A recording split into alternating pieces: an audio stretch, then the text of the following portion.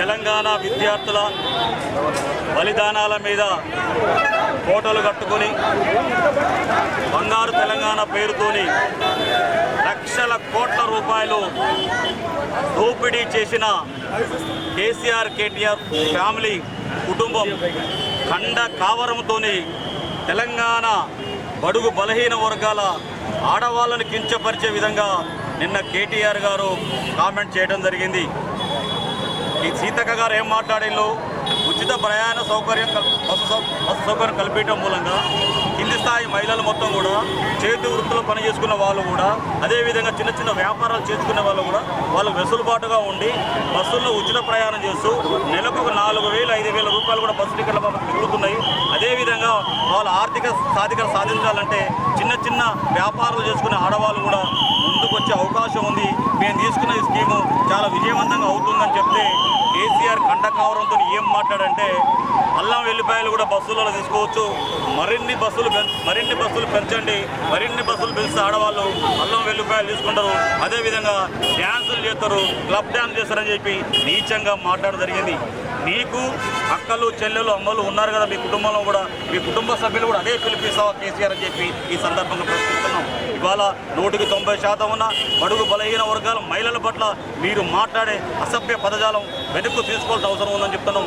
ఇవాళ సినిమా యాక్టర్లతో మునుగుతూ తేలుతూ మత్తులో ఉండి మాట్లాడినా లేకపోతే కండ కావరంతో మాట్లాడినా కేటీఆర్ నువ్వు గనక మరొకసారి కనుక ఈ విధంగా ప్రవర్తించుంటే తెలంగాణ మహిళా సోదరులు మొత్తం కూడా నీకు చెప్పులే కాదు, నీకు చెప్పులతోనే పూలదండలు నీ సమాధి కట్టే పరిస్థితి వస్తుంది. ఇవాళ తెలంగాణలో కాంగ్రెస్ ప్రభుత్వం ఏర్పడిన తర్వాత 6 పథకాలను మొత్తం కూడా విజయవంతంగా ముగించుకొని అదేవిధంగా రైతులకు చెప్పిన ఆగస్టు 15 లోపు 2 లక్షల రుణమాఫీ చేస్తామని చెప్పి కాంగ్రెస్ ప్రభుత్వం చెప్పడం జరిగింది. ఈరోజు 2 లక్షల రుణమాఫీ చేసి మీకు చూపించడం జరిగింది. మీరు కళ్ళుండి కబోదుల్లాగా వ్యవహరిస్తున్నారు. మీరు కాళేశ్వరం ప్రాజెక్టు మీద 1,00,000 కోట్ల రూపాయలు పెట్టి ఇవాళ బూడిదలో పోసిన పన్నీర్ అయింది. ఇవాళ నిరుద్యోగ వృత్తి ఇస్తామని ఇవ్వకుండా పోయింది. అదేవిధంగా డబుల్ బెడ్రూమ్లు ఇస్తామని చెప్పకుండా దాటుకున్నారు. కానీ ఇవాళ కాంగ్రెస్ ప్రభుత్వం చెప్పిన మాట నిలబెట్టుకుంటూ దుఃఖగూడలు 6 గ్యారంటీ పథకాల్లో కూడా కళ్యాణ లక్ష్మి అయితే కళ్యాణ లక్ష్మి కూడా ఇప్పటి కూడా కొనసాగుతూ నిన్న కూడా మహబూబాబాద్ నియోజకవర్గంలో సుమారు 200 మందికి 2 కోట్ల రూపాయల కళ్యాణ లక్ష్మి పంపిణీ చేయడం కూడా జరిగింది. కాంగ్రెస్ ప్రభుత్వం గతంలో కూడా అధికారంలో ఈ దేశానికి స్వాతంత్రం వచ్చిన కాంగ్రెస్ పార్టీ పేదల పట్ల గరీబీ హఠావో నినాదం తీసుకొని పేదలకు 3 ఎకరాల భూమి పెంచడం జరిగింది. ఈ నియోజకవర్గంలో ఈ జిల్లాలో ఎస్టీ సోదరులు ఎక్కడుంటూ 1976లో ఎస్టీ రిజర్వేషన్ చట్టం తీసుకురావడం వల్ల ఈ నియోజకవర్గంలో కూడా మొత్తం డాక్టర్లు ఇంజనీర్లు కలెక్టర్ కూడా కావాల్సిన పరిస్థితి వచ్చింది. ఇవాళ తయారవుతారు. అదేవిధంగా ఎస్సీలకు 3 ఎకరాల భూమి అని చెప్పినావు, ఇచ్చినవా? ఇవ్వలేదు.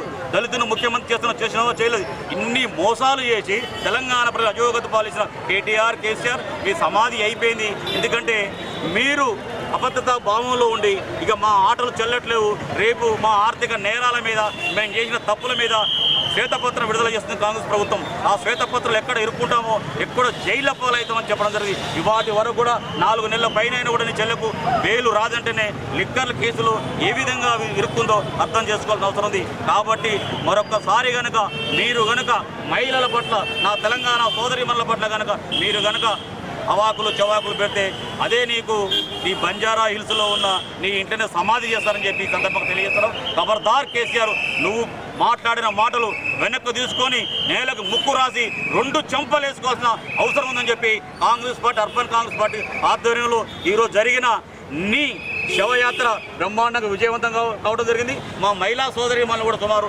200 మంది పాల్గొన్నారు.